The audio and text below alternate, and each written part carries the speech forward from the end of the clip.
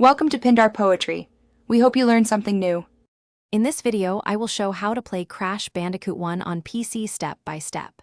First, download a trusted emulator and place the game files in an organized folder on your drive. Next, install needed dependencies like DirectX and Visual C++ redistributables from official sources.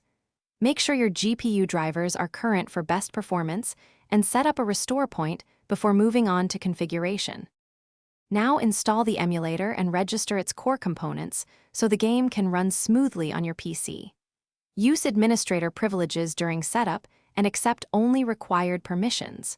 When the emulator prompts for the game image, browse to the folder where you stored the game files and select the correct file.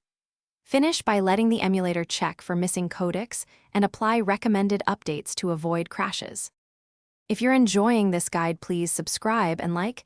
It really helps us keep making helpful content.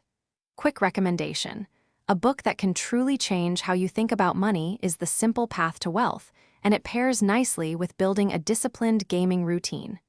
Check the description for the link and other deals if you want to support the channel. Thank you for watching. Now let's get back to the video.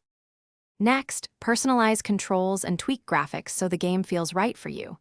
Bind jump, spin, and move to your preferred keys or a controller, then test in a safe level. Lower or raise resolution and texture detail until you hit a smooth frame rate on your machine. Finally, enable VSync or a frame limiter to cut screen tearing and enjoy consistent input response while running through levels. Thanks for watching. Consider subscribing if we helped you.